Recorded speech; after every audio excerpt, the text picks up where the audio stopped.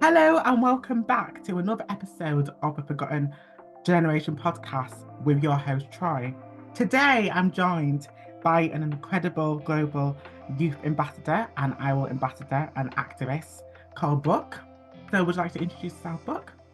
Hello, so I'm Brooke. I'm from Northern Ireland. I do a lot of activism work, but I am very focused on the rights and problems facing young people specifically, especially within Northern Ireland being such a small country and the problems our generation are facing here. Wow, so amazing. So good to have you on this podcast today. And Thank you. so what is your social action? So I'd say like a lot of the work I do falls under several different categories, but I do a lot of work with speaking truth to power, which is sort of like my main brand. So I do a lot of work with like speaking to politicians, meeting with those change makers about the rights that are facing young people. So recently we held an event on Democracy Day with a bunch of our local MLAs on votes at 16, encouraging young people to vote and political education in general. I've just started a research project on the political education system in Northern Ireland and why we think young people aren't voting. So a lot of my work has to do with the sort of political system and like speaking to those actual change makers. Wow, it's so incredible, isn't it? And the fact you do all these amazing things. And Yeah. so was there ever a time where you kind of felt like there was things that were hard for you to do in order to actually do the things that you're doing today? So I think a big problem with my social activism journey is I had quite big imposter syndrome when I started. And that was really something that took me a while to get over. So I joined the I Will movement in 2022 and then I went on the residential. And on the residential, I was meeting so many people that were doing such amazing things. And I just started like a new school and everything. So my activism wasn't at my top of my game. Wow. So I felt like I sort of was out of place and that I wasn't doing enough. But I think I used that as like a fire starter and my activism really flourished from there alone. And I think that was a big thing I had to work through. And I still feel imposter syndrome to this day, but I'm getting there.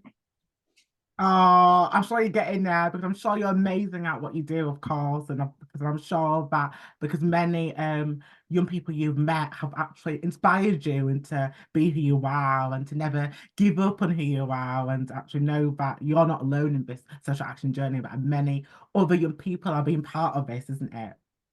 Yeah. It's absolutely incredible. I'm just like because you're just amazing, I got to say. And so and is it like any other organizations that you worked with your social action journeys? So other than the I Will ambassadors, I am on the executive committee of the Northern Ireland Youth Forum alongside being in several of their programs. Oh, I Um, get you. yes.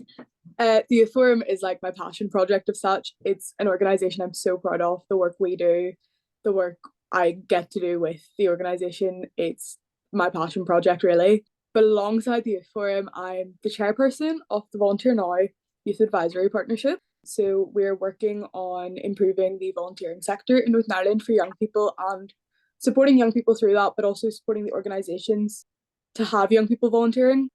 And then what else do I do? I'm on the Young Members Executive for Girl Guiding Ulster, which is something really exciting because that's where my activism journey really started, was in the heart of Girl Guiding. So being on this panel and being able to share the views that I've seen over the last 15 years is something that's really, really special to me. And then I'm a global youth work ambassador for Theirworld, which means I get to do a lot of work on education, which is something I'm very passionate about. Growing up in Northern Ireland, the integrated education system is something that I've been doing a lot of work on as I think there's a lot of good potential, but I want to see work on that. Yeah, Yeah. So I absolutely. think that's everything. It just sounds amazing. Like, there's so many things you've done. It's crazy to actually say that. I know it's like hit me recently. I've done so much. It's like you've done like a dozen things. It's crazy. But it's all worth it because you're actually getting like other experience of it and skills Yeah. and meeting others, which is incredible. And it brings me to what you said about education. So you're passionate about it, aren't you? Yeah. So like and is that issue that you think needs to be more talked about in schools and areas, but also with the government and other organisations? I think a big thing that I'm very passionate about is the mental health curriculum in school. We recently met with the Northern Ireland Exam Board at the All Party Working Group. We were talking about the mental health system, and they sort of argued back and retaliated and said that there is a mental health curriculum and it's down to the schools. But the mental health curriculum that there isn't sufficient. The teaching resources aren't up to date. And I think doing more work on that is going to thoroughly improve quality of life for young people. And it shouldn't be seen as this sort of optional module, and it should be taught, because the most I had when I was in secondary school was, this is a number you can call if you need it. And I think mental health is such a big topic for young people. Everyone I know has faced some sort of struggle, whether it's exam stress or something more serious. It's such a big topic, and it's still got this taboo around it. And I think talking about it in schools would do the world of good for all of our young people. I couldn't agree more. And I think that actually, listeners listening to this episode will actually resonate with you and what you said about mental health and how mental health should be tackled in schools. But it feels like it's not being tackled in schools because it feels like it's not because it's not an issue that is taken seriously, which should be taken seriously. So I'm hoping by actually, because and by young people listening to this, and of course professionals or the organisations listening to this, they could actually understand where you're coming from with mental health and why it should be a big issue in schools as well as the other issues in schools, which is actually important. So also, is there any other issues you're passionate about that you think and the government should take more seriously? Um, it's a very like niche Northern Ireland specific, but integrated education is a big part of like my social action journey. So to give a little bit of context, because it's typical that people don't really understand it. So in Northern Ireland, we typically have like Protestant schools and Catholic schools, and Catholic schools are privately funded, whereas Protestant schools are publicly funded. But there's sort of this great divide still 25 years later after all of the wars and stuff in Northern Ireland with our schooling system. But integrated education is really good, and it's letting them combine and separating this sort of religion out of education. But in Northern Ireland, it's sort of a tokenistic thing. People are doing it for the funding. And I think there's a really big opportunity for schools to be incorporating the fact that they're integrated into their education system and using it as a teaching point for the next generation, so that they're not growing up like their parents with this divide between them. Like our biggest school in Northern Ireland is becoming integrated, hopefully. So seeing that change in the education curriculum with these schools is something I'm very passionate about. Obviously, it's a very niche Northern Ireland thing, but And absolutely, it's because it's absolutely great that you said about this, as I think it's so important for the context on what you're talking about for the listeners listening to this episode to understand. So that's excellent. And so, and is there any other barriers that you're thinking people are facing? It could be like the cost of living crisis, climate change, of course, and also because I'm also praying for adulthood as well, because a lot of I think young people are struggling at the moment with preparing for adulthood and transitioning from the education setting to work setting and also transitioning in general in school life. another issue young people face is access to information. I think sort of like I'm a first gen uni student, so I've been going through that whole thing, and like none of my family have known like how to apply for student finances, and there's little to no support about that sort of things. Moving abroad, I'm moving to a different country, and like there's very little information on like how to just adjust, how to do that. And I think just this sort of access to public information that would help young people's lives so much, just transitioning into adult life, would be something, maybe not on like a government level, but seeing more youth organizations bringing out like support documents with like information on this sort of thing would be really good. Absolutely, because I think it's so important that it happens, and in that way, it's more better and for young people, like in everyday life, of course.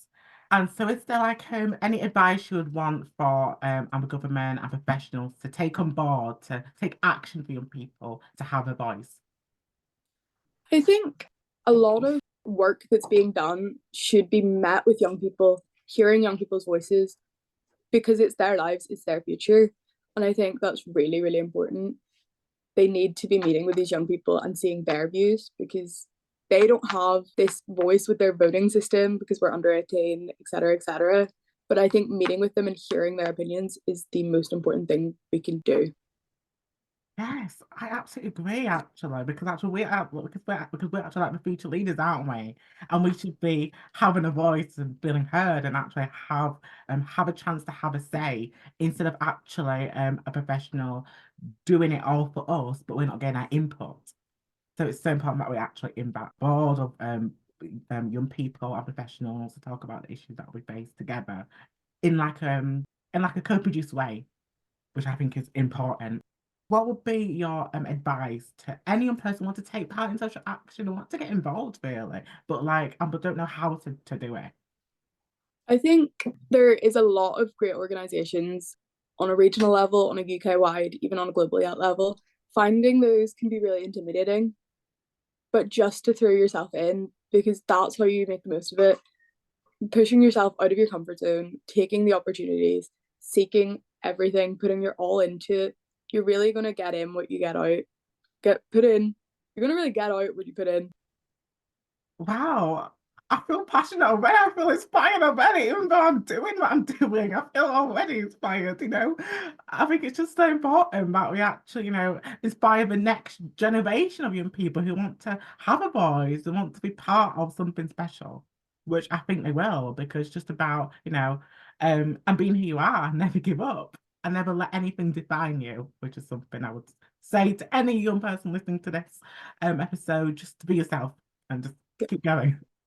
And what would be like a quote to sum up your experience? In social action, I think my social action journey, it has been a lot, and I've found what defines me and what I'm passionate about. That's a long journey that's taken me years. But once you find that little niche, you can make all the world of difference. And seeing the differences you have come to life has been like some of the most empowering things for me. Wow. Wow, wow, wow. You just said it so great. And is there anything else you'd like to say on this episode? Thank you for having me. Oh, thanks so much for coming.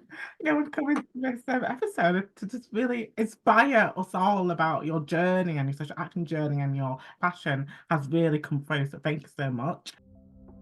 Please support the podcast by subscribing and rating the podcast. I'd love to hear what you like and what could be better for future episodes. If you want to find me, you can find me on Instagram and iwill.troy, and also on X iwill_Troy. Tune in to next week's episode.